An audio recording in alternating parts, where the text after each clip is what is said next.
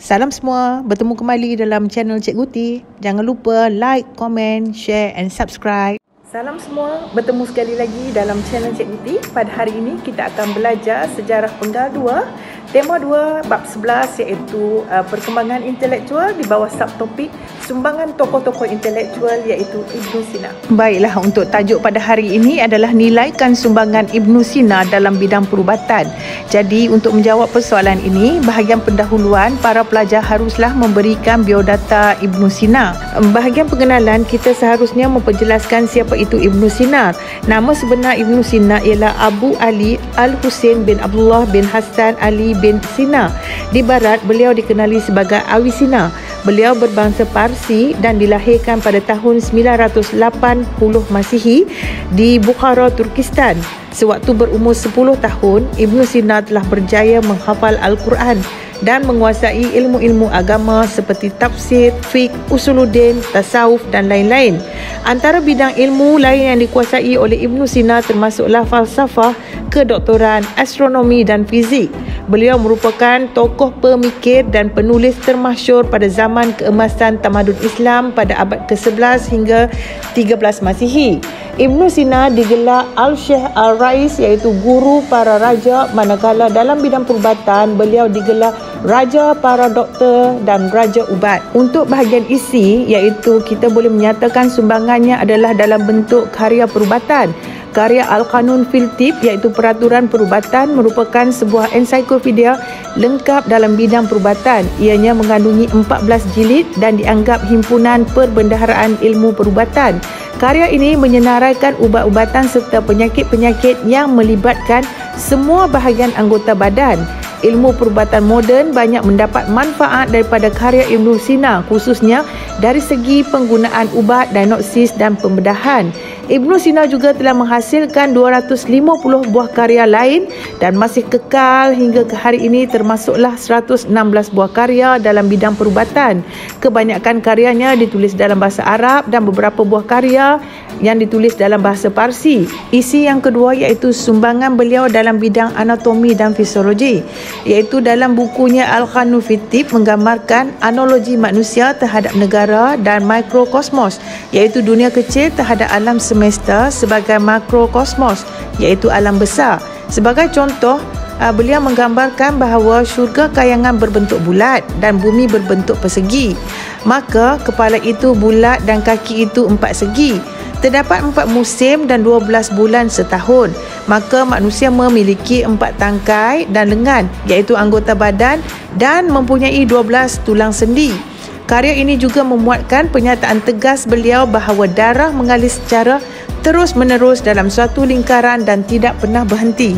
Sumbangan beliau yang seterusnya adalah dalam bidang psikologi. Ibn Sina telah memperkembangkan ilmu psikologi dalam perubatan dan membuat beberapa penemuan baru yang kini dikenali sebagai ilmu perubatan psikosomatik. Ibn Sina telah memperkenalkan kaedah rawatan penyakit jiwa kerana beliau menyenari kepentingan emosi dalam proses pemulihan pesakit jiwa dan tekanan perasaan. Melalui rawatan psikologinya, Ibn Sina telah berjaya mengubati seorang pembesar dan seorang kerabat pemerintahan wilayah Jurjan. Ibn Sina juga mahir mengubat penyakit jiwa pasangan kekasih yang telah berpisah. Selain itu, Ibn Sina juga telah mengkaji bidang perubatan untuk mengesan kesan gangguan minda ke atas jasad yang telah banyak menulis karya berkaitan gangguan psikologi. Seterusnya, sumbangan beliau dalam bidang pembedahan. Ibn Sina melalui karya Al-Qanun fil Tibb telah mengemukakan kaedah pembedahan yang menekankan keperluan pembersihan luka bagi mengelakkan jangkitan kuman. Karya ini turut mengaitkan kaedah pembedahan dengan lakaran anatomi tubuh manusia. Isi seterusnya adalah sumbangan pelbagai bidang perubatan yang lain. Ibn Sina merupakan seorang perintis kepada pengenalan penyakit saraf.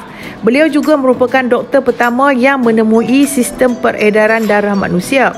Selain itu, beliau juga merupakan doktor pertama yang berjaya mengubati penyakit radang selaput otak.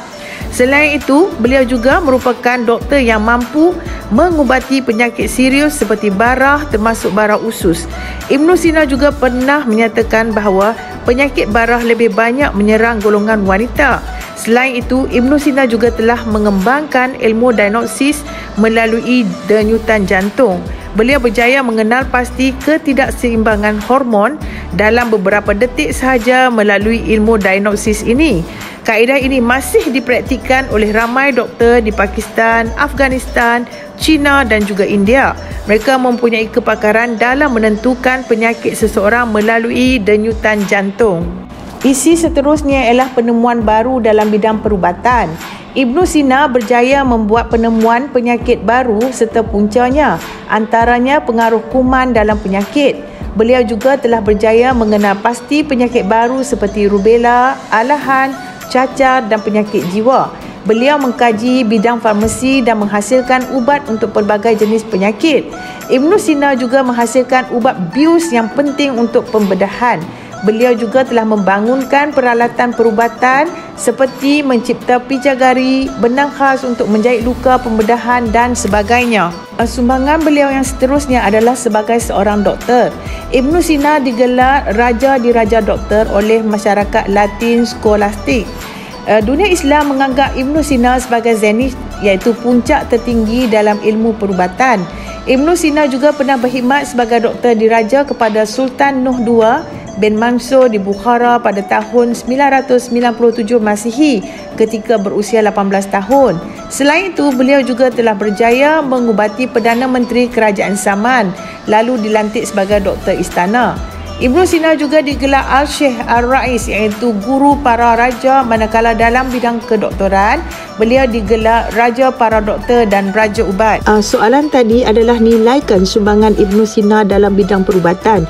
Jadi kita boleh membuat penilaian sama ada pada awal esei ataupun pada akhir esei dengan menyatakan bahawa segala sumbangan yang telah dicurahkan oleh Ibn Sina masih digunakan, masih kekal, masih memberi manfaat, masih relevan digunakan sehingga kini sama ada di dunia perubatan Islam ataupun Barat. Cik Guti berharap dengan info yang telah dikongsi bersama dengan para pelajar dapat dimanfaatkan. Semoga bertemu lagi dalam video yang seterusnya. Bye.